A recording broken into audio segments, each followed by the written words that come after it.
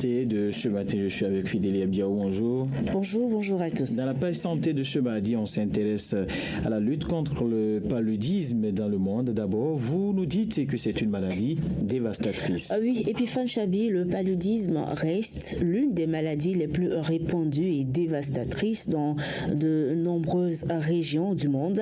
Cette maladie, transmise par les piqûres de moustiques infectés, affecte des millions de personnes chaque année dans le monde, en particulier dans les régions tropicales et subtropicales. Le paludisme, il faut le dire, est également connu sous le nom de malaria et est causé par un parasite appelé Plasmodium. Les symptômes courants comprennent de la fièvre, les maux de tête, les frissons, les douleurs musculaires et parfois des vomissements. Dans les cas graves, le paludisme peut également entraîner des complications graves. Suivez les précisions du médecin pédiatre Edwige Diagon-Chala sur le sujet. Il y a plusieurs types de parasites qui donnent le paludisme, mais le plus fréquent c'est le Plasmodium falciparum. Et ça on retrouve, c'est ça qui est même responsable des cas de paludisme grave. Et qui parle de paludisme en matière de signes cliniques qu'on peut avoir chez l'enfant. Le premier signe qu'on a le plus souvent c'est la fièvre. Parfois ça peut être associé vomissement, des courbatures et autres. Mais chez les enfants c'est beaucoup plus la fièvre on a. Alors dès que vous constatez que votre enfant chauffe, on peut déjà donner quelque chose pour baisser la fièvre à la maison, mais du paracétamol en sirop chez l'enfant et rapidement faire recours au centre de soins. Parce que au fait, quand vous restez à la maison, vous donnez les Ferragan ou bien du paracétamol en sirop, la fièvre baisse. Mais en réalité, votre enfant n'est pas guéri. Le paludisme est toujours là parce que le paracétamol ne guérit pas le paludisme. Et voilà donc, le paracétamol ne guérit pas le paludisme, cette précision-là.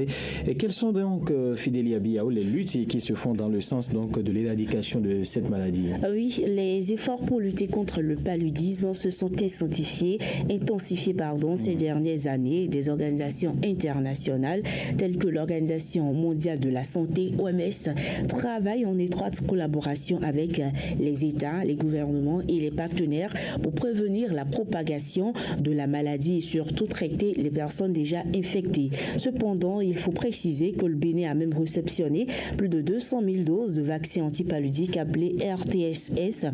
Il n'existe actuellement aucun vaccin antipaludique disponible sur le marché à part ce vaccin.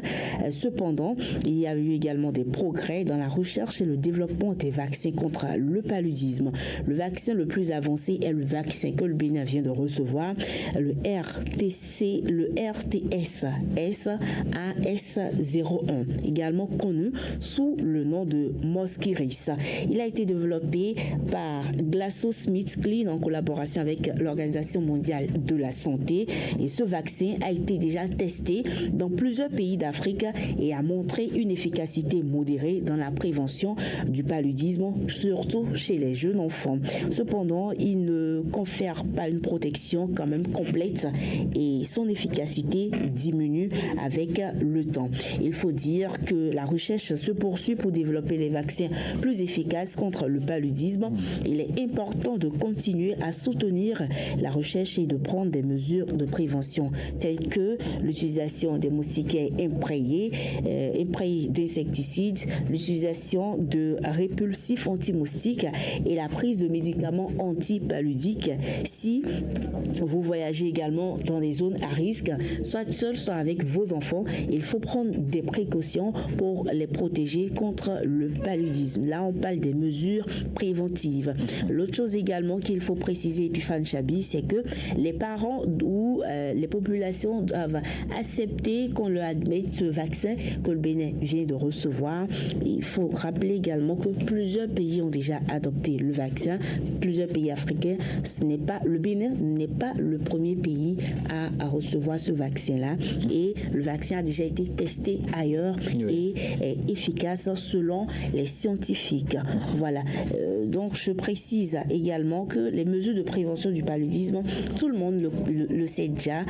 Il y a l'utilisation des moustiquaires imprégnés d'insecticides, l'élimination des sites de reproduction de moustiques dans vos maisons, l'utilisation de médicaments prophylactiques pour les personnes à haut risque et surtout la sensibilisation à l'importance de la protection individuelle contre les piqûres de moustiques. Les enfants à la maison, ce n'est pas seulement lorsqu'ils vont dormir qu'il faut les protéger contre les moustiques. Même lorsqu'ils sont au salon et qu'ils suivent la télévision, il faut adopter des mesures préventives pour éviter que les moustiques ne bouffent donc vos enfants. Voilà. D'accord. Alors, dites-nous comment se fait donc le traitement du paludisme. C'est une question importante que beaucoup de parents se posent. Oui, en ce qui concerne le traitement, des médicaments antipaludiques efficaces sont disponibles et actuellement également le vaccin RTS-S. Et ceci sera utilisé, ce vaccin-là précisément sera utilisé pour les personnes déjà infectées et les personnes qui ne sont pas encore infectées pour prévenir le mal. Cependant, la résistance aux médicaments reste un défi majeur dans la lutte contre le paludisme.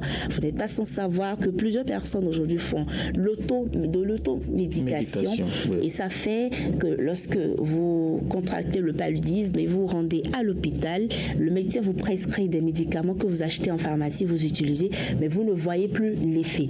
Ça, ce sont les conséquences de l'automédication. Votre organisme a développé une sorte de résistance contre ces antipaludéens-là parce que vous avez pris pour habitude d'utiliser ces produits sans prescription médicale.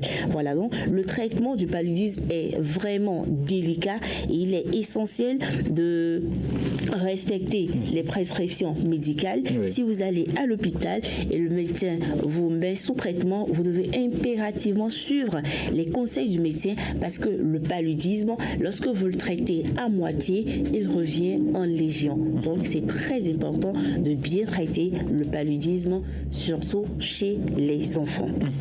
Merci à vous, Fidélie Abiaou. Ce dernier conseil rejoint un peu la page santé du mardi dernier. Voilà. Il faut donc respecter les prescriptions médicales. Merci à vous, Fidélie Abiaou. Nous allons